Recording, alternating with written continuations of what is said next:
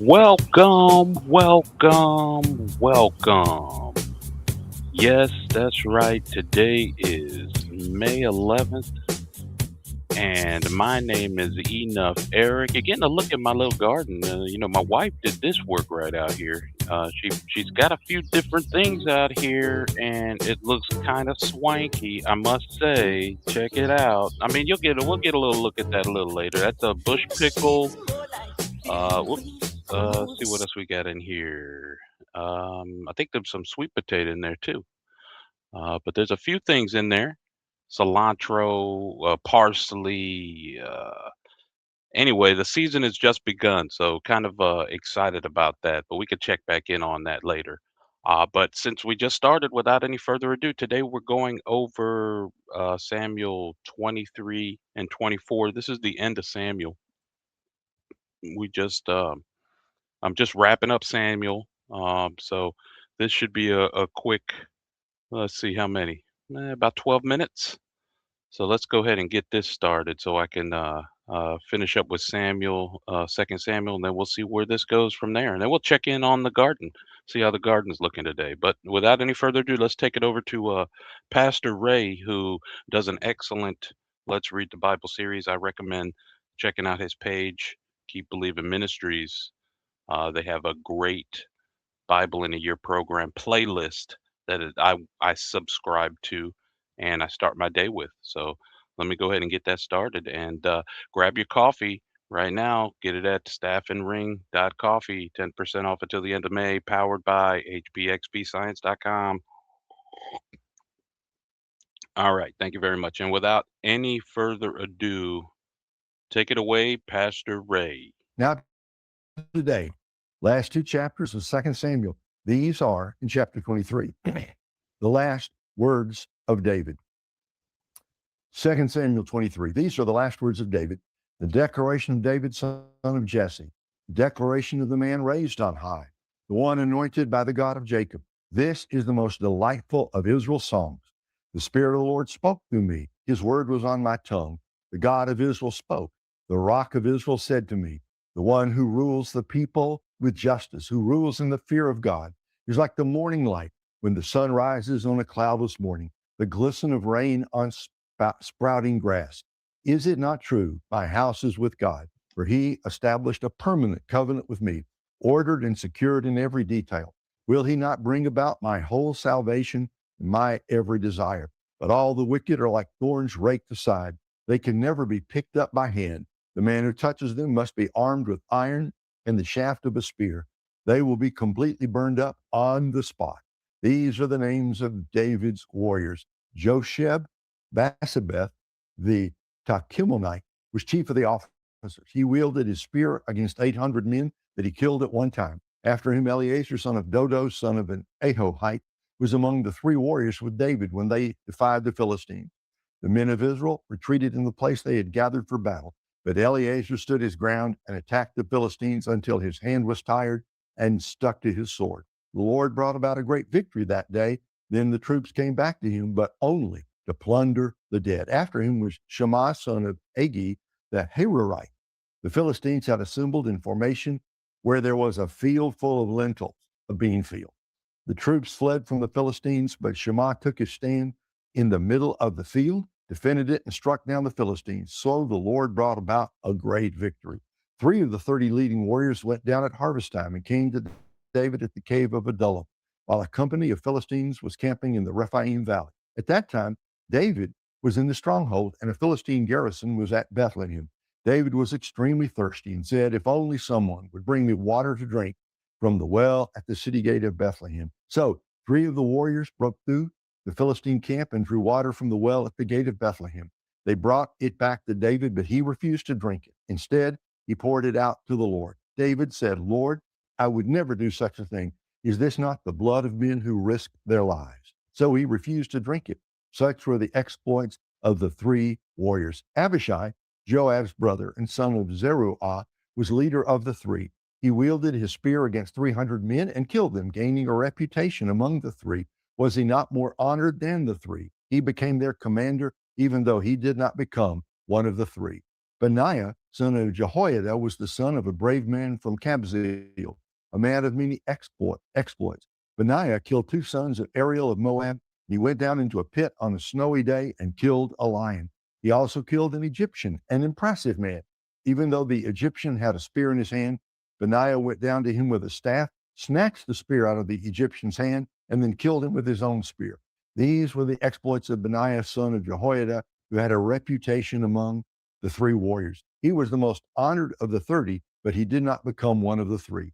David put him in charge of his bodyguard. Among the 30 were Joab's brother Asahel, Elhanan, son of Dodo of Bethlehem, Shammah the Harodite, Elika the Harodite, Helez the Paltite, Ira, son of Ikesh the Tekoite, Abiezer the Anathothite, Mabunai the Hushaite,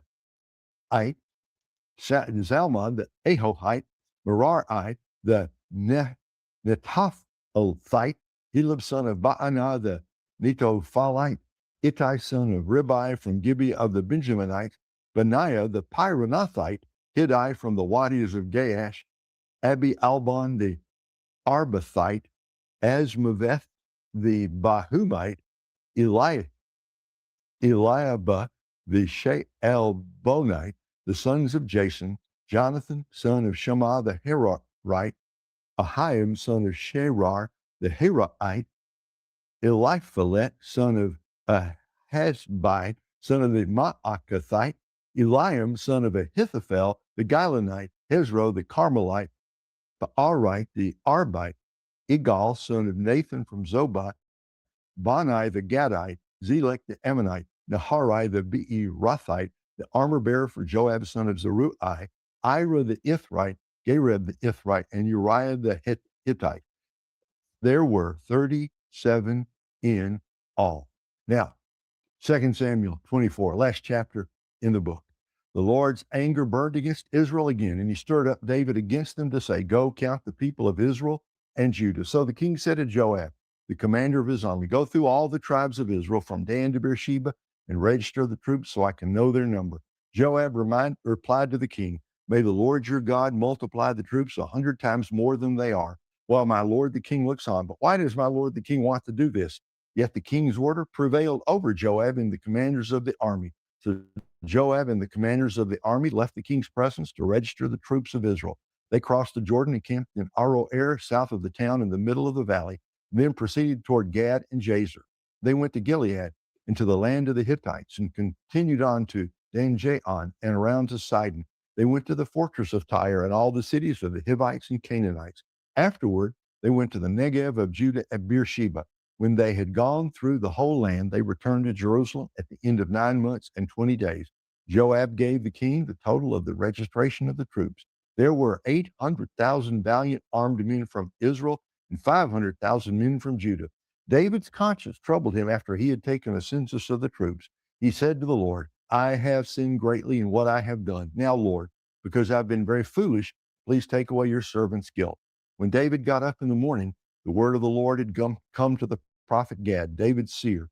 "Go and say to David, this is what the Lord says. I am offering you 3 choices. Choose one of them and I will do it for you." So Gad went to David, told him the choices, and asked him, "Do you want 3 years of famine to come on your land, to flee from your foes 3 months while they pursue you, or to have a plague in your land 3 days? Now consider carefully what answer I should take back to the one who sent me."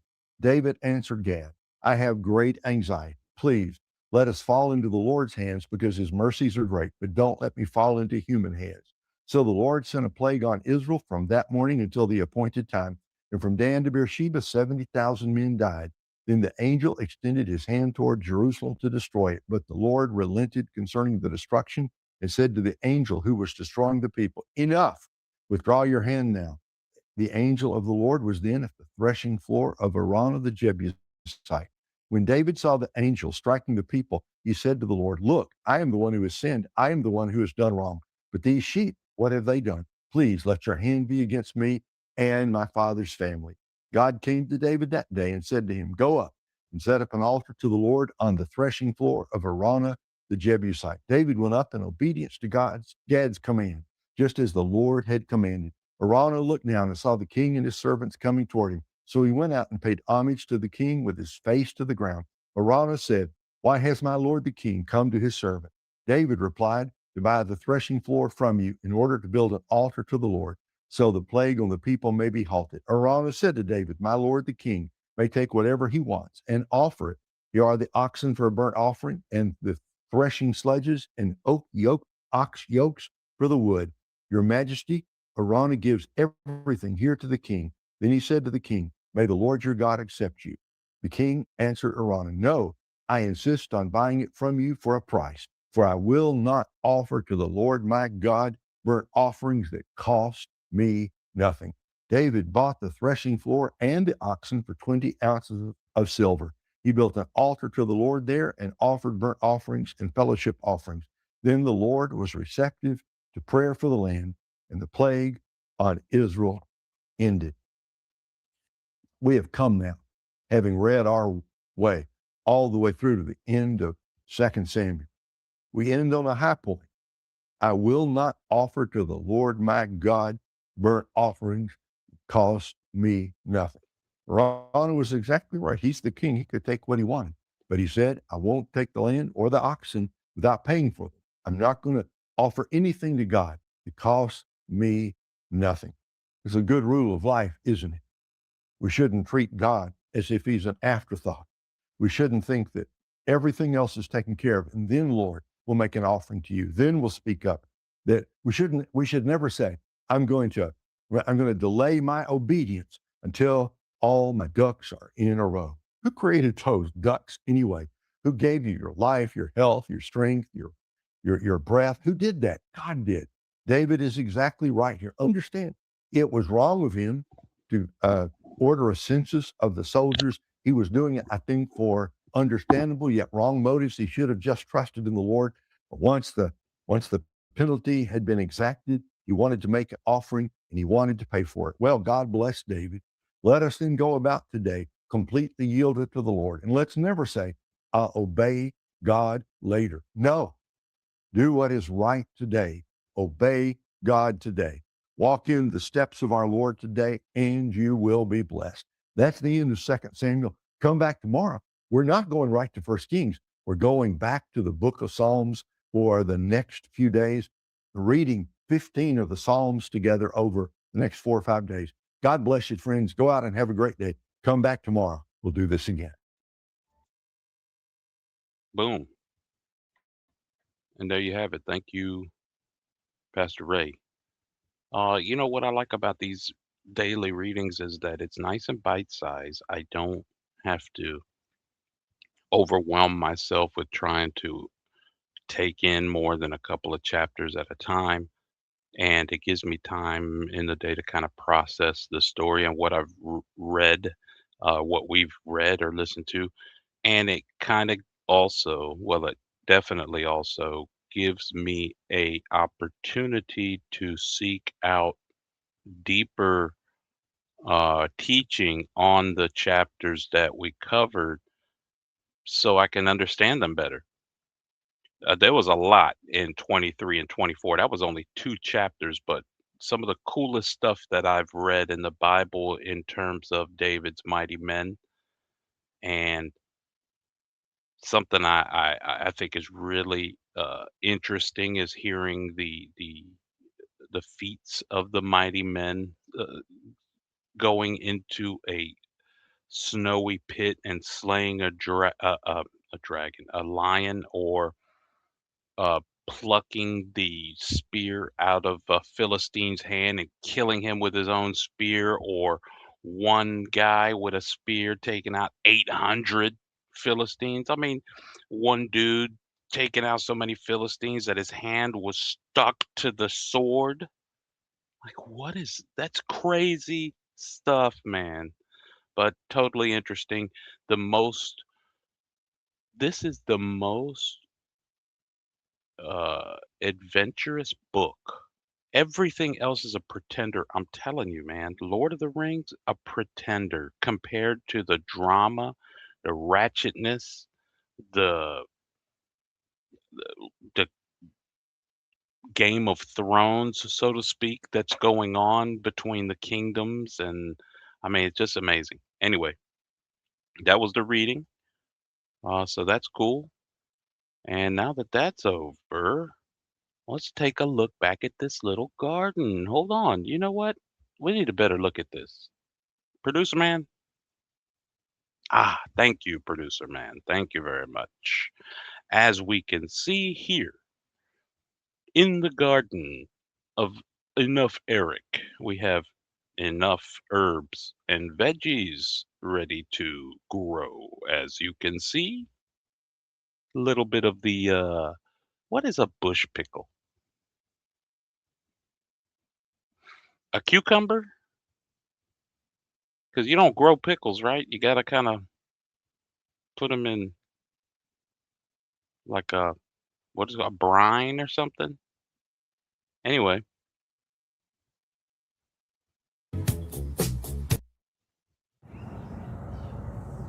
so this is a same angle, just different angle of the same stuff here. My wife found these little planters. She had me put together these raised beds. She got them on Amazon. They were pretty easy to put together. She got two of them. She wanted a little taller. She wanted a bigger one. So she kind of got with me on how to measure and how to just Man, I visualize a better get measurement. some doggone food out of these things. Yeah, Give me some food. give me some food out of them. But I think she's gonna get some more. They're easy to move around. I just got to do a lot of work back here this season. It's been raining the last couple days, so I'll be kind of laying off. But Good morning and welcome back to Coffee and Plants. This morning, having some of that delicious staff and ring coffee. And this is Mr. Daddle Pepper. I can't wait to pull some daddles off of that. Any advice? We'll see. It should give me some doggone peppers. Right?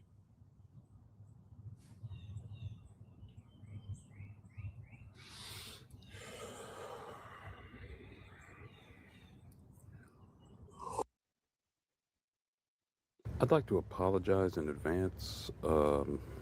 Here's the coffee, but here's the Oh, plants. first of all, I'm sorry. Yeah. Well, Uh, this guy's coming back healthy and strong, but he needs a little direction. He's kind of like floundering out here. yeah, This guy, brother, yeah, I don't think he made it through the winter. brother, And then this guy, still sharp, still sharp. oh I boy, promise you, they're still sharp. those used to be pineapples. And the wife is not happy. You know,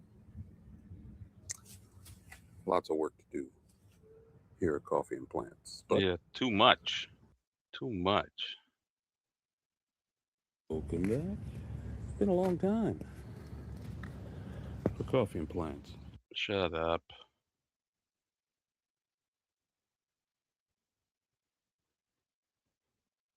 Man, this cameraman is horrible. Look at that grass, so brown. Let me tell you, my brother is on his path and journey of learning grass. He was just aerating his yard, and he would, let me tell you, if he saw what I got going on in the backyard here, I'd never hear the end of it. I'm sure he has 100 different opinions and techniques to bring back a lush green look to that. Oh my gosh, look at this. It's just neglect, man. I've been neglecting it for the past year. I promise. It's got to be at least the last year. I gotta get back on, man. Anyway, that's just gaming stuff. Sometimes I'll hit the games, do a little Mad Max. You can hit me up on Twitch. I do Twitch every now and then. Trying to roll that into this some kind of way. But that's it. I mean, what else do we got today? Oh yes, hey. See if we can find some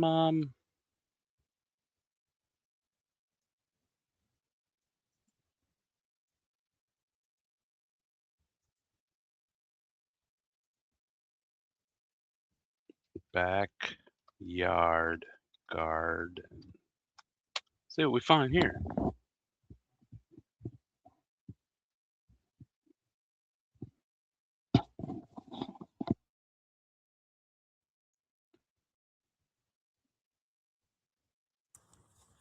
Now we got them up out of here. If you want to grow your own food, my people, it's almost size season. Now I'm about to give you 5 pieces of advice that I wish I knew when I started gardening. First thing first, grow what you eat. Now, when I started, I grew everything from tomatoes, potatoes, peppers, to carrots, to onion, everything that they had in the store, I purchased. I was so excited. I was just getting everything I could. I don't even eat radishes. What are you growing radishes for? Before you make the mistake, like I did, make sure you eat the things that you want to grow so you don't waste space. That's All right. right, the second tip I got for you, succession plan. That just means you want to keep it in rotation. Let me break it down a little more. If I know I like to eat cucumbers all year, and I'm gonna grow me some cucumbers today, and then about a month down the line, I'm gonna plant me some more cucumbers in that same place right behind them. So that way, when I harvest these cucumbers, I still got new cucumbers on the way. Keep the re-up coming. Yeah. See, I want y'all to be just as excited as I am, but we're gonna do it right. Just a little plan. Tip number 3, how am I gonna store these things? The number one way to store a lot of these vegetables that you're growing is learning how to can. I teach you how to do that too, but think about it. How am I going to store everything that I'm growing? I don't want nothing to go to waste. Am I going to pickle some of these cucumbers? Am I going to take all these tomatoes and make my own pasta sauce? Do I want to make some barbecue sauce? I'm going to make me some barbecue sauce this year. Now, see, me, I'm trying to grow everything I can, so I know I'm going to have an overflow. What I'm going to do is, these last 2 right here going to help us all. The 4th piece of advice I want to give you is location. Move, Coco. Always in the way. So location is very important because you want to be able to say, do I get the most sunlight at? Where do I want to plant the items that don't need as much sunlight as my tomatoes may need? Before you just start throwing stuff everywhere in your yard, understand where you want to put what, and you're going to be real successful. For sure. God dang. So many people have reached out to me and said, Happy puppy. well, what I'm going to do about the deers? The squirrels love eating all my crops. What you do about this? I can't grow nothing. So this last tip probably should have been number 1. Companion planting. What does that mean? I'm about to put you down. If I know cabbage worms like to eat all my cabbage before I get to it, what don't cabbage worms like? A lot of different herbs are not just good for teas. They're also good because they have a strong smell that a lot of pests hate. So if you want to deter pests from your garden, look up what herbs do this pest not like. You want to partner up your plants with some sort of defense from all these pests that may be eating your crop before you even get to see it grow. The number one thing I love to research is what grows good next to onions or what grows good next to potatoes. See, everything can't just grow together. You want to understand what grows good in the same pot as this other vegetable if you want to be successful. Those are 5 tips. We growing. My people, our season is almost here. Money Tree Saddle, I gotta If you don't want to follow grow your own you, food, buddy. scroll up. Now we got them up out of here. If you want to grow your own food, That's a my follow. people, it's almost size season. That's a follow. Easy now. We don't want no copyright striking. We saw that already. That's the worst idea ever. There ain't nobody doing that. Too much AI.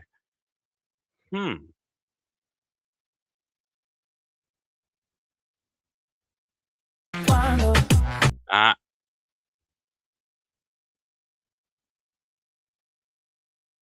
you know what I need to do? You know what I need to do? I need to figure out how to run my own music. I need to figure out how to run my own music so when I watch something like this, I can put some music on. Cause I don't want to watch this in like a I've always dreamt of having a little homestead or Hold hobby up. farm, but with the rising price of land and real estate, I have no idea when that could happen. However, I feel blessed to farm this little 15-foot by 15-foot space with my wife. I'm not gonna lie, learning to cultivate and build up our land has taken some hard work, but it feels so gratifying to enjoy the fruits of our labor. I legitimately feel so much healthier and balanced in life when I can eat the food that we grow. It's only been 5 years since I started this garden, and I know you can have success even if you're not working with a lot of space. Feel free to follow along if you want to learn how to maximize the space you have.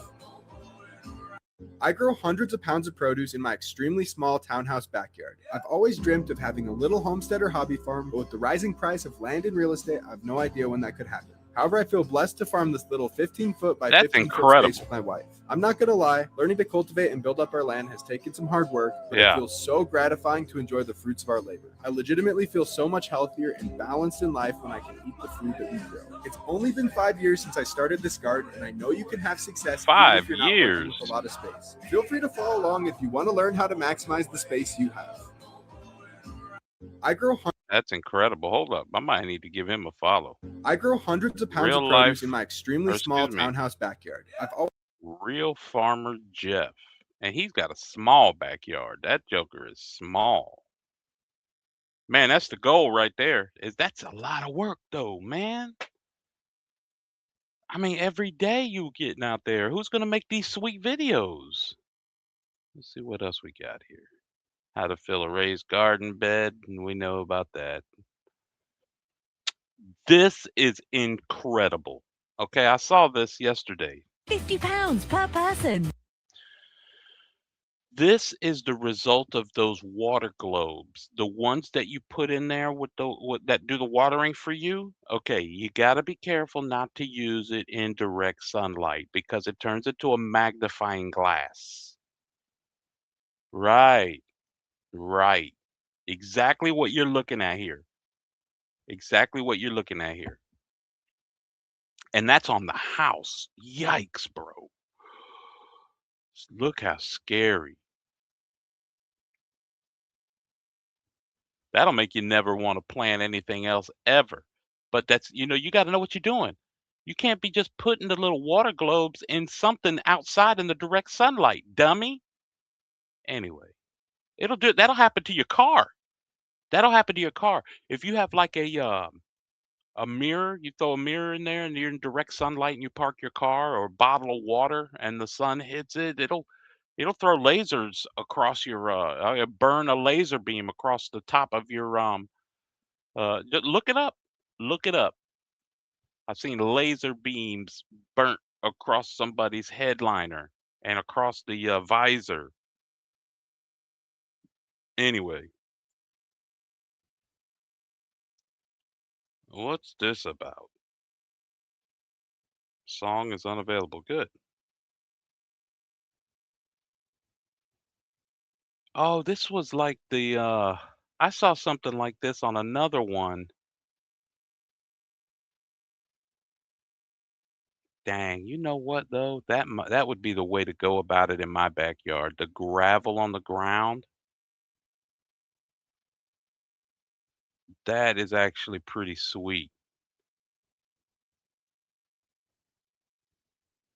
That's pretty sweet.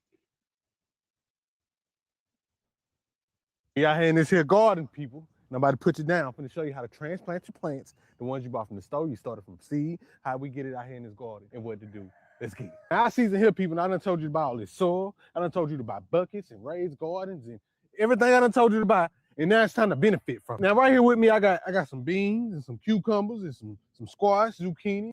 I love me a good old salad. So we're going to start right here with some cucumbers. Now, the technique with cucumbers is plant them next to something they can climb up, a trellis. Cucumbers love to climb up, and that gives them stability, it gives them structure, and it helps produce larger cucumbers. It's a little shovel, but you ain't even got to use this. You can use your hand. You're going to get you a hole, right? Put that cucumber off in there. So if you're one of the ones who started your plants from seed, what you want to do is harden that plant off before you bring it outside. Harden it off and just getting it prepared for the sunlight and the winds and everything it's going to really go through when it gets outside. You can bring them seedlings outside and you see how I got the sun over here, but I might put my seedlings over here in the shade before I get it over here in the sun so that sun won't abuse them too much. I told you that cucumber like to climb. Well, this is tomato. Tomato don't care to climb. Tomatoes love being planted deep. So you see all this extra stem I got on this legged plant? Let me show you how I'm going to fix that. You want to plant that tomato deep. all this extra stem right here, tomatoes can produce more roots. And it's just gonna help them be stronger, more foundation in the ground, and it's gonna help you produce bigger tomatoes. Covering it up, filling in my hole. Now you see all that? You see all that stem? Mm-hmm. All that stem is up under that ground, and it's just gonna get that tomato a better foundation to pop out. The last thing you want to think about when it's time to put them plants in the ground or put them inside your containers is the spacing. I do what they call eyeball to work, but we'll talk about that later. But what you can do is you can look at the back of your seed package and it'll tell you how much spacing you need between certain things. It'll tell you how much sunlight certain things need, and it'll even tell you when to put it in the ground. Come on, people, our season is here, and it's time for me to do more planting and less talking. So I'm out here getting to work. But if you want to know anything specific about the plants that you're growing, leave it down in the comments. I'll make a video especially for you. Also, you can check out our YouTube, link in my bio, for full videos like this. And I got one about transplanting coming soon. Man, this guy's got a good page. Money Tree ATL. Money Trees ATL. Off Your Farms. He's got about 330,000 followers. This guy's got a good page. If you don't want to grow your own food, scroll up. Oh, we saw that one. So, do you know why chicken eggs come in so many different colors? If not, man, just stop. I'm about to put you down. So I had someone comment and say that they thought white eggs like this one were like bleached or lost their natural color, and they thought brown eggs, was better for them or something like that. All these eggs are exactly the same when it comes to nutritional value, freshness. Like all of these were just laid. I just grabbed them out the coop. I'm gonna put these up because I'm about to go eat them. Eggs can actually taste different depending on what the chickens have been eating. So that's why farm fresh eggs and eggs that you get from like the local farms will taste a little better or richer than eggs you get from the grocery store because they're fed commercially. Mm-hmm. I don't know what they eat. And your yolk color of the egg could also be different, but that's not determined by the color of the shell. That's determined also by what the chickens eat. This is a leghorn. They lay white eggs. Not because they're white chickens, but that's just the color eggs they lay. Oh, This is called an Easter egger. This is one of the chickens that can actually lay different color egg. Prize pack. Get you a prize pack with this right here. Now this is Gina and Pam. They're both Polish hens. You see them little afros? Not Gina and Pam. They're real hip. Their eggs are smaller. This ain't something you really want if you want a good egg production. I just got them for the looks. Yeah. Because how can you resist? So no, it's no difference in the color you eat. The nutrient value is the same. If they fresh, they all gonna taste good. They're gonna taste the same. The only difference is the color, the size, and which hen laid them.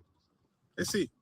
The color of the chicken egg don't matter. White, brown, burgundy, green, pink. It's a lot of colors. If you want you an egg that got more nutritional value, get you one of these.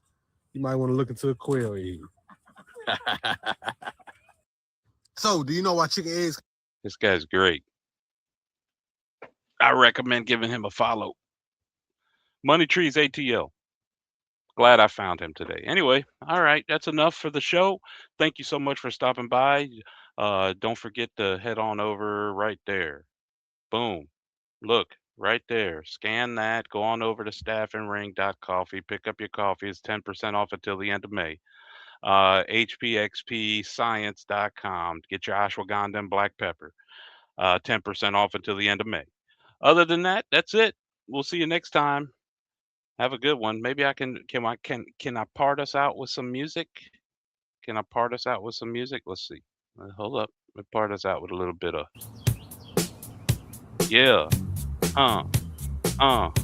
talk over it. Don't get that copyright strike. Not me, boy. Not tonight. See you next time.